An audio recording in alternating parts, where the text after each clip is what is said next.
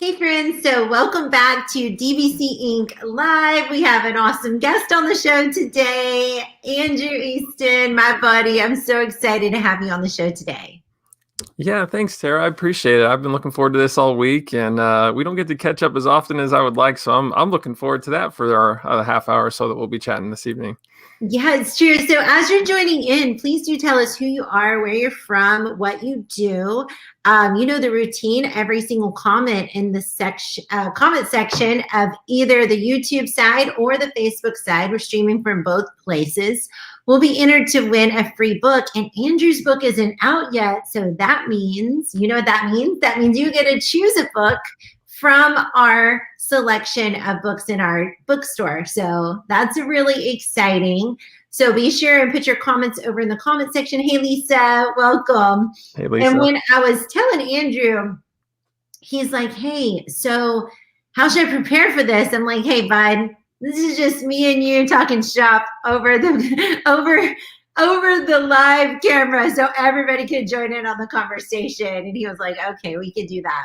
So Andrew and I, I'll let you introduce yourself in case people don't know who you are before we just dive in. You know, this is probably, we could start there though, is that every time I hang out with Tara, I just think back to kind of the first time that we got a chance to meet one another. And it was, I mean, shortly after your very first book snaps, posting a little bit about that to YouTube and onto Twitter. This is like 5-6 years ago at this point.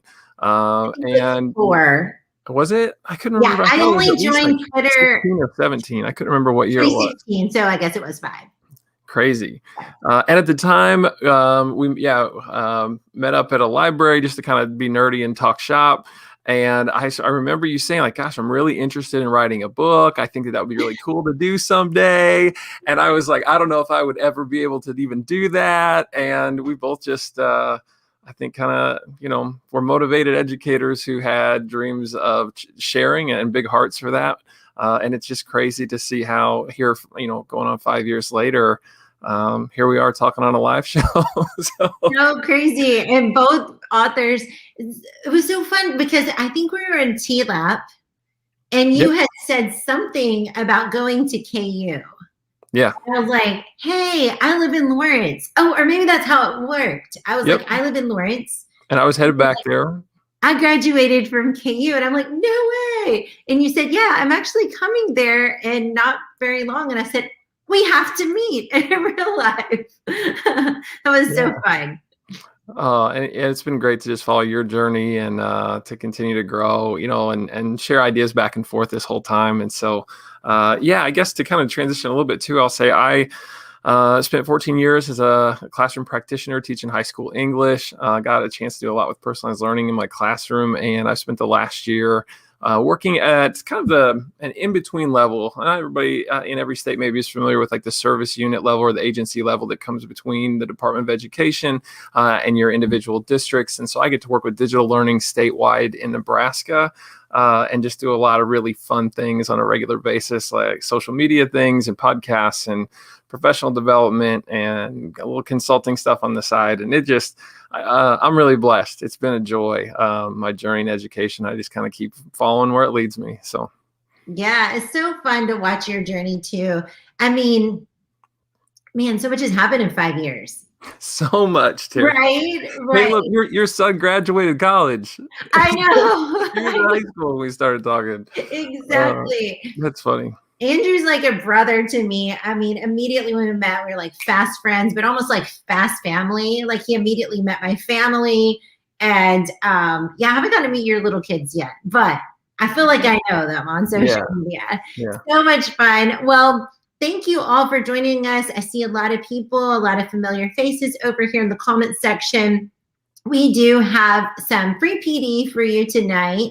And like I said, I'm your host, Tara Martin. We have Andrew Easton. Andrew has a book coming out really soon. So you definitely want to keep your eyes peeled at the DBC site and all the DBC socials. and Andrew's social, which we'll be sharing at the end to make sure that you are up on that. Remember, tonight, though, the comments will enter you to win a free book of choice. Also, to all the teachers out there, happy Teacher Appreciation Week. We love you so much.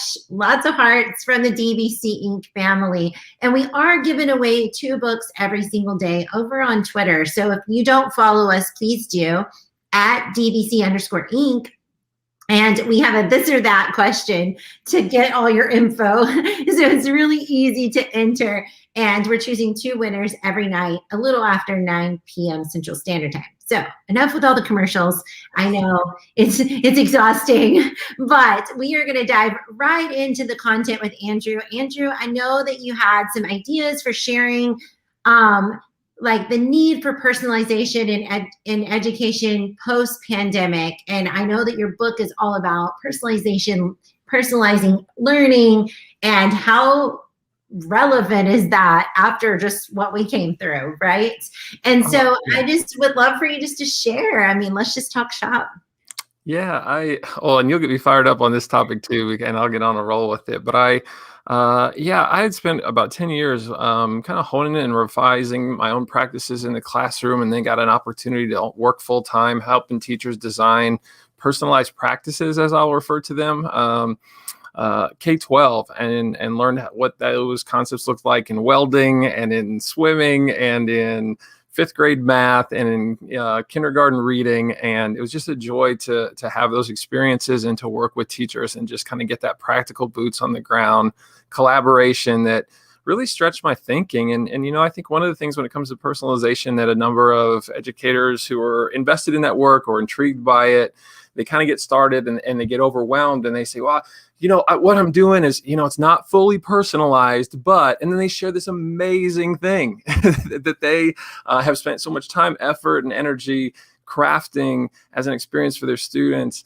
And I hate that disclaimer. I think sometimes we feel like if it's not completely automated and our students can do it tomorrow, that it's not personalization. And it's been my experience actually that in sometimes we end up putting the cart before the horse a little bit, where it's more so, how can we grow the capacity for the learner to be able to thrive when they get to the place where they're at the center, right? And so it's like, we want to be learner-centered, yes, but we also want to be learner-driven, and we have to equip them with the skills to do that well, because so often we give students choice and they pick the fun thing, and they pick what their friend picked, or they pick something that maybe isn't the best decision for them. And so the work that I've had a chance to do really looks at that, I guess, and saying, how do we prepare students for opportunities that we might not give them today, but we'll give them 2 weeks, a month from now.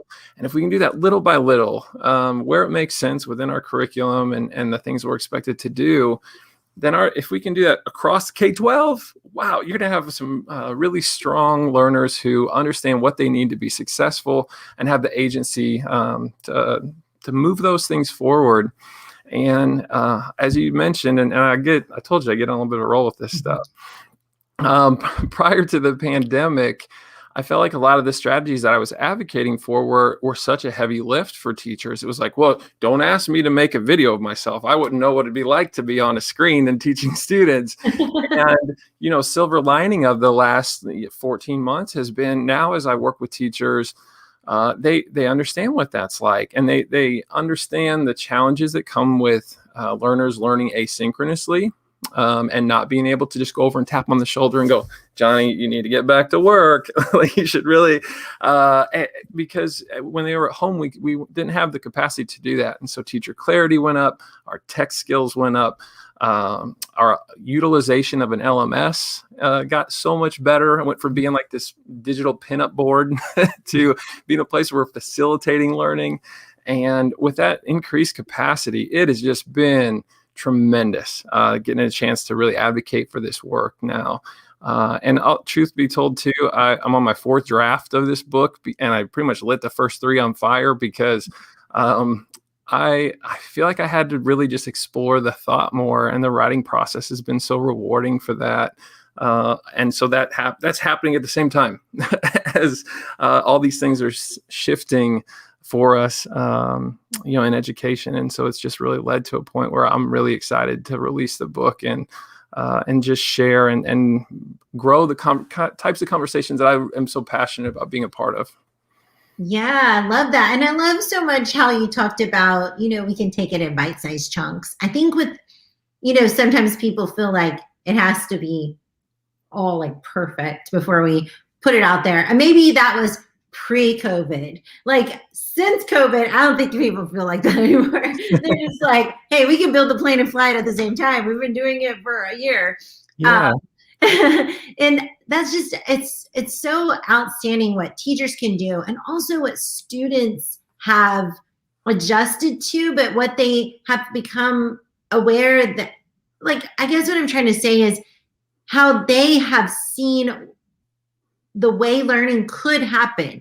They've started to see a shift, like, wow, we can learn like this and it's fun and it's on my level, or it's with something I'm super interested in. And I think those were some of the cool things that were coming out in a lot of the lives that we did during about this time last year, when we were talking to teachers, and they're like, I was figuring out so much about my students, like their interest. And they said, what if we were to create our learning outcome with this passion project that they were interested in, and they had the stuff to do it at home?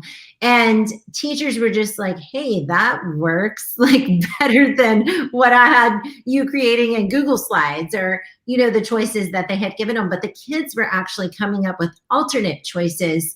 And I thought that was just so key, and kind of really what I think you're all about. You're all about taking it in bite-sized chunks, but also listening to the kids and seeing, like, what do they have to say about it? What are some things? And I know you've done this in your classroom too. So maybe you can share some of the ways that you saw students like being involved in the planning process of actually personalizing their own learning. Yeah, and so I kind of break that even into two parts and say that the chunking, or the picking your spots maybe of where to provide these choice opportunities. If you think about a high school chemistry teacher, right? Fully personalized, are we just going to like roll a bunch of chemicals out and and expect them? I mean, that's a pretty dangerous scenario. And so in that facet of the learning experience for a chemistry course, we don't need to personalize that part. There are always, I think, I love the idea of learning almost being like a diet, right? Where it's like you need to have a healthy balance of being able to learn from direct instruction, being able to learn with your peers, but also being able to be at the center and drive your own learning as well. And I think that the early portions of the pandemic learning kind of exposed a deficiency in our diet for that once we started to get a taste for it, right? We're like, oh, this has a place. I would certainly not want to shift to where that's the only thing that we invest our time in. But if you think about it like that it does have a place in time, and situationally that you can grow that capacity. That's great for teachers. It's great because then learners can focus in on one piece at a time and be intentional. And at the core of the work that I would advocate for is to say, okay, think of the choice as being maybe the game, right? And think of the scaffolding and the practices we do leading up to that moment of choice as really being that is where personalization lives. Is in the prep work and the whole class. Like, here's option 1, here's option 2. You could do a book snap. You could actually annotate, right? In a traditional fashion. You could do Post-it notes and have all the little things that stick out of the side of your book. And as learners experience all of those and go, I like this, didn't care for that, love this book snaps piece as long as I put it with a Padlet or something to organize it, then they approach that portion of the learning forever confident that they understand what they need to be successful. And so then it just becomes about scaling it up. So if we're going to practice more than just this one skill, or strategy, we're going to do that across. The book lays out 8 different segments that are pretty familiar to most learning experiences, and just gives some strategies on how to do that scaffolding well, so that the students are the one doing the personalization. Because I had 151 students at one point in time, and it's ridiculous to think that I would be able to differentiate and design 151. Yeah. Right? So yeah. I'll turn it back over because I feel like I got on a roll there again because I do love No, that's talking perfect. so much. Maybe just share one strategy or like a part of one, something that people could maybe implement even before the end of the year. I know Yeah. you kind of just did with the idea of like teaching, and then when you get to the piece where it's the game or whatever, then they have choices there. But maybe share one more then. Yeah, gosh, one of the things that I appreciate is from like during the pandemic, for example, silver lining, right? Was just that we started to understand we could deliver our instruction in different ways. And I think some learners appreciate video and some learners appreciate direct instruction. Some can learn from a podcast. I've learned tons from podcasts, Yeah. over the course of time. And there is, and you could read, right? You could read the same content. And so what would it look like, right? If you spent some time going, we consume instruction in a lot of different ways. And wouldn't it be great if you could understand some of the ways that you as an individual kind of prefer? And so let's all take a time right now to learn a concept from direct instruction. When we're done, we'll take a little post assessment, see how we did. It doesn't have to be anything too serious or lengthy. But then tomorrow, you know what? I'm actually going to type out everything that I would normally say, and I'd like for you to read it. And then you can take notes if you want, but let's see how that sticks with your thinking. And then the next day we'll do video.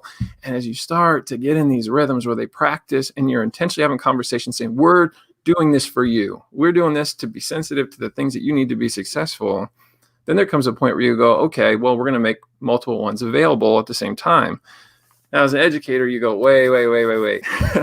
So you expect me to do direct instruction and provide a video and have it typed up. It sounds like a little bit more than it actually is if you type up your script for the video you record and then you just deliver your direct instruction from kind of the same presentation. But I've done it in the classroom consistently. And it is so rewarding to watch learners who go, this is tailored for me, and they just get dialed in. And they love reading, or they love watching the video, and they know that serves them. Or students stand up and come to your small group, right, to watch like 16, 17, 18-year-old kiddos walk across the room to receive a lecture because they chose to be there for that. It's just an entirely different dynamic that is a lot of fun to be a part of. And what it's also fun too, I got to throw this in there, is when a student goes, Mr. Easton, is it okay, can I bring this written thing over and listen to you and take notes and kind of read it at the same time and use the video when I get home? And in those moments is where you go, like, you're there in this aspect. That's it. Yeah. And I mean, and it met everything, right? It met all the needs, and they utilized all the pieces. I love that. I think I would be that kid, by the way. I was trying to think, which one would I be? Well, I would definitely want to be a part of the lecture. I don't know why, but I love lectures. And but my son, I could definitely say Caleb would be a part of the video. Like, he would not want the written piece. He would just want to watch the video. And there's something about him in video that like just sinks in. And so he really, like, he took almost his whole last year of college courses through the pandemic. So he was watching video and he thrived. Like, his grades are so great. And I was like, that was his jam. Like, lecture, he probably slept, and maybe that's why it didn't work out so well. But okay, I'm going to weave two things together then, because I'm seeing Lisa in the chat talking about being a note taker, and you're right. Yeah. If you sleep, maybe that doesn't really help with regards to the medium through which you're like learning. So then you shift to this next thing and you go, okay, well, maybe it's the medium and it's how I'm processing that too. And what strategies, tools am I using? And is that different according to the different mediums? And what's fun is, if that's too heavy a conversation for you as a teacher, let's just do one of these things. Just in a semester, build one in, and inevitably they end up bleeding over into another one, which happened in our conversation in the last 3 minutes, which I think is really cool. Exactly. It's super true. And I think, as scary as it might sound, once you build those videos, the lectures, I bet you could reuse those, a lot of them, because it's probably similar content. And especially if you're teaching in a small section, it's like Caleb's little direct instruction, rather than being these really long lectures. They were actually so small, so short. And I think that's why he liked it. It was all the key information he needed, and the rest he was going to get in the book or with the activity they had to do. But I think that was key for teachers. And right now I'm building, this reminds me a lot of building courses, online courses, which is, I'm knee deep in it right now. And so that's one of the things we're talking about, is just synthesizing that direct instruction and letting people explore from that point forward. So they can watch parts and pieces of these videos, or they can watch the videos, but they're short, quick, direct instruction. And then they have links down below to other resources where they can explore more and take a deeper dive into parts and pieces of the content that that's being shared. I feel like that is kind of what you're talking about too. Yeah, well, and I love that you make that connection, because I get an opportunity to work with districts kind of all over at different times in different schools. And when I do, it's so fun to put the teachers in the scenarios, because then they're like, oh, this makes sense. And they see just amongst their staff, right, that they end up in different places and having different experiences. And what's kind of fun is then we'll just keep playing off this instruction one. You bring everybody back together and you're like, what did you hear? What did you hear? And they start to, kind of see if there was a fidelity across those sources. You can also deviate from that too. And so let's say we wanted to maybe use a textbook, 3 articles that all have differing opinions about a topic. The teacher's going to do a direct instruction piece, and there's a video that maybe goes with that. And students are maybe expected to dabble in like 2 or 3 of those. And it's just fun that these all have it's good learning, right? Whether you're professional learning or you're a kiddo. And that's why it's imperative we get our K-12 students exposure to this, because we live in a digital age. These things exist out there. If we could just help grow the capacity beyond what it already is, because we certainly have done a lot of work in that space.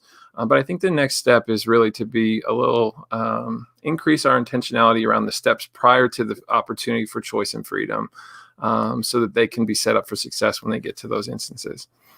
I love it. And, so Andrew, I'm going to ask a maybe controversial question. I don't think it's controversial at all, but controversial. I don't think where are we going here with because I know you, but I know a lot of when our district here in Lawrence moved to personalized learning, we call it blended learning, but same thing, similar thing. Anyway, I feel like we're talking same language. It's probably different, but I feel like we're talking similarly. It's like a Venn diagram. I think there's some overlap space somewhere. But one of the things that a lot of the teachers were real concerned about at first, this was like 8 years ago, was that, well, that's going to make us like obsolete. Like that's not going to, people are going to realize that kids can just learn from a video and boom. Like they don't need teachers. So I was often just telling them, no, like you're creating this content. Of course they need teachers. You're a very important role in this process. But how do you ever hear questions like that? Or even after the pandemic, have you heard anything such as, and if so, how do you address that? So I host a weekly podcast, and I've gotten a chance to learn from a lot of great people, yourself included, by the way. Thank you for having been on that last summer. And so about 2 weeks ago, I was actually speaking with Dr. Helen Crompton of Old Dominion University, and she was our coach for a group of us that went through ISTE and General Motors artificial intelligence exploration cohort that we spent about 6 weeks doing over the course of this spring. And during our conversation, she said something that was really interesting that I'm going to borrow for this context, because I agree with it so much, is that she gets that question a lot with regards to artificial intelligence. And, is technology going to reach a place where it could replace a teacher?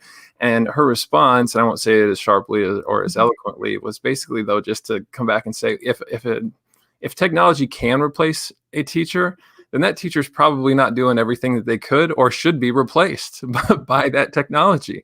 Because, that might rub people the wrong way, but I do feel that the relationship piece is so critical in all the things that I'm talking about. And it's the art of teaching, right? It's being sensitive to the individual. And when you feel like they're struggling, when you feel like that there's maybe a better strategy for them or a different approach, it's actually getting into those moments and that having those relationships enough to where you can make those connections.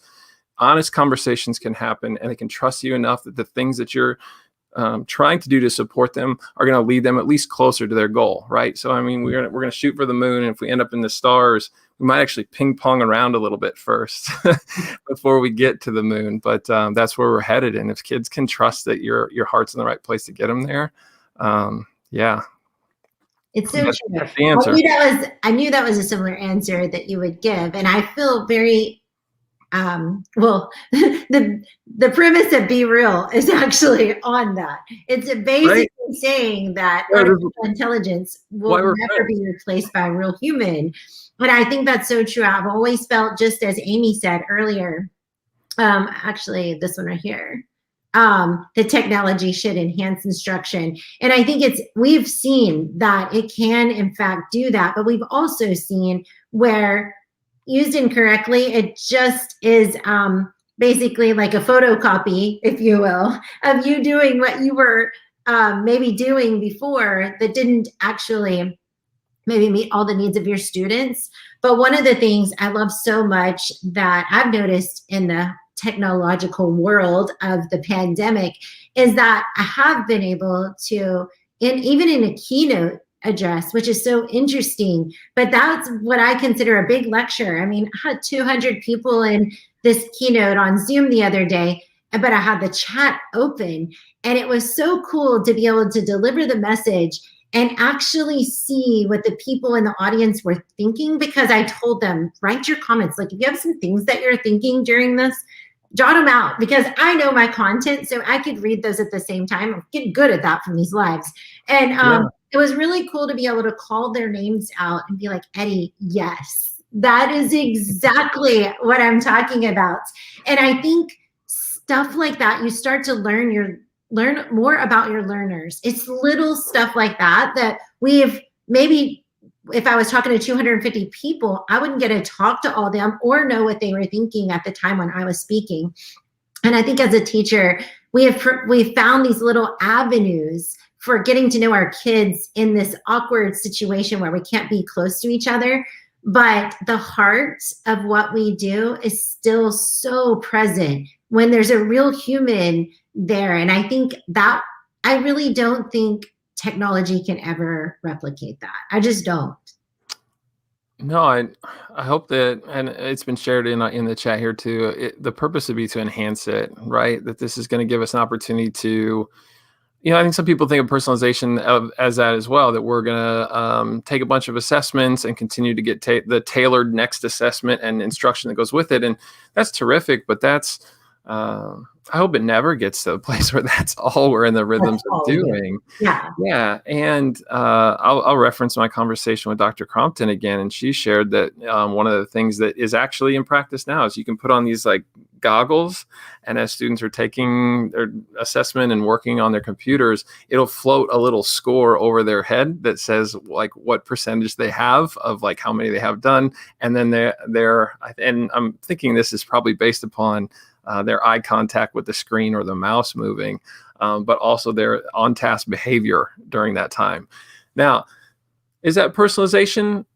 That's debatable. It kind of depends on who you're going to talk to, but for what I advocate for, I want that piece. That's just going to help me better support, right? It's just going to help me to know to walk to Johnny maybe 3 minutes earlier. And it's going to let me know that Susie is kind of struggling with this thing. And I'll know it in the moment rather than when I get home tonight and grade her paper. And I think that there's just going to be more and more opportunities for technology to support in that way. And it's only going to help us to further empower learners to own what they're doing. The pandemic is a little bit of a pivot here, but I think about my son. He's 7 years old. And so both of his school years have had times where he's not been in person. And he is kind of a autonomous little dude anyway. He kind of marches to his own drum, and I'm proud of him for that. But if he goes into second grade next year and does not have the ability to continue to grow that agency that he has fostered over these 2 years, that would be a disservice to him, right? So I think that the last year and a half has been really hard, and I've missed hanging out with friends and getting to chat with like we do, right, when we get a chance to meet up. But I do think there's been some very interesting things that have come out of it, and our ceiling is so much higher now, and I'm really excited for that. I am too, and I'm excited for your book to come out because I feel like it kind of creates this. Well, it provides a resource to help us to realize the urgency. Like you said, your son is already used to having this agency of being able to make these choices, and then to go to the next grade and that teacher to be like, we don't do that. Like, we all are going to do it this way, and there's not that option there. I do honestly feel like it's somewhat of a disservice because they're used to that. They learn, they thrive like that. And I don't want to create more work for teachers, but I honestly feel like your book is really going to help people to understand it's not more work. It's actually working smarter and not harder. Right. Just if we do it in this way and we take it in these bite-sized chunks, which I feel like your book is so great at doing that. You're so great at explaining that anyway. And so I know it's going to like help us to do baby steps along the way until we can get to this place where all the kids feel like they have that, they're having that type of environment. They're growing in that type of environment. Oh, I'm getting goosebumps just hearing you talk about it, because I am excited for that. And it's I don't know when we're going to have things taken off of our plate as classroom teachers, right? Like, and that's not defeating. That's a noble aspect of our profession that I felt my own attention like drifting away from this year a little bit. But we show up and we work really hard with big hearts that care for the work that's going on. But I do think that technology is going to come around and help us with some of that. And I think if we can find a way to leverage these things to empower our learners to take on some of that responsibility as well, I think we're going to hit a real sweet spot that's in the not too distant future. And I hope that we can persevere through this time. I know a lot of great teachers who have really questioned the profession over the course of this year. And I think if you haven't, there's probably you're probably kidding yourself.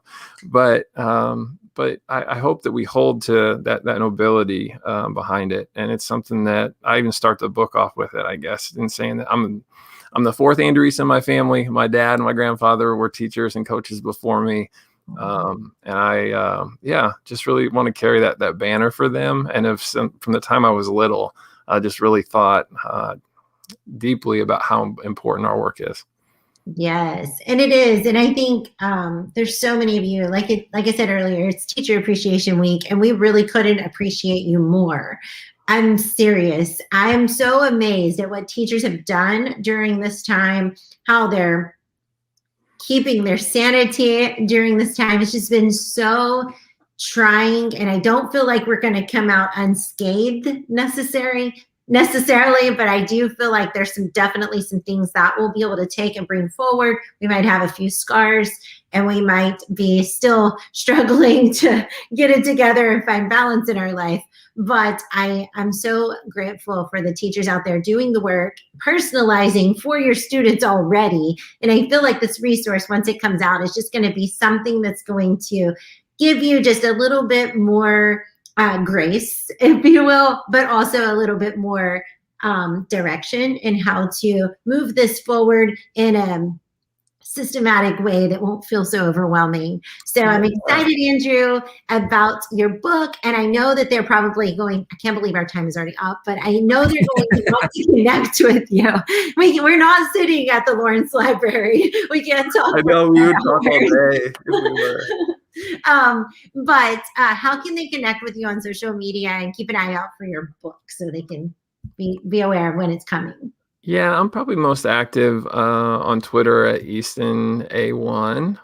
And I would add to that too. I do a lot of sharing with the many great educators across Nebraska that I get a chance to work with, or the folks I get to host on our podcast through my work, which is through the Nebraska ESUCC. And so we have Facebook and Twitter and Instagram, and we've been doing PD stories through there too, for a little like 1 minute or less, like bite-sized chunks of good ideas that have been really fun. And I love being creative, and so I get to do that on a regular basis at work. And then I have a website that I'm in the process of updating, kind of in preparation for housing the best of resources prior or when the book gets out, at andrewdeaston.com.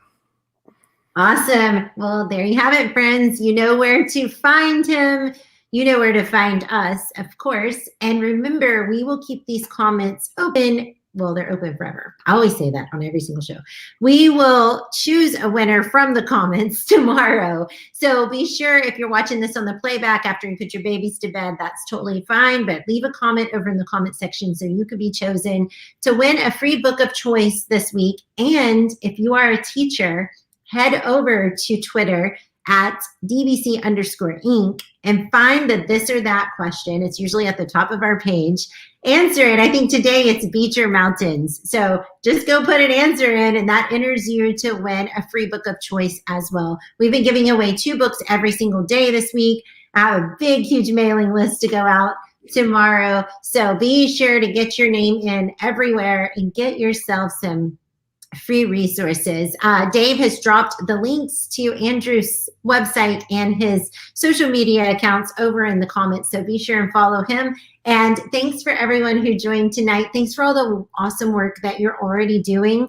And I hope that through this conversation, you felt validated for all the great things that you're already doing, and also that you felt appreciated because we are going to provide a resource that will help you to make it even more smoother in the future. So thanks, everyone. And thanks, Andrew. Thanks, Tara. Bye, everyone.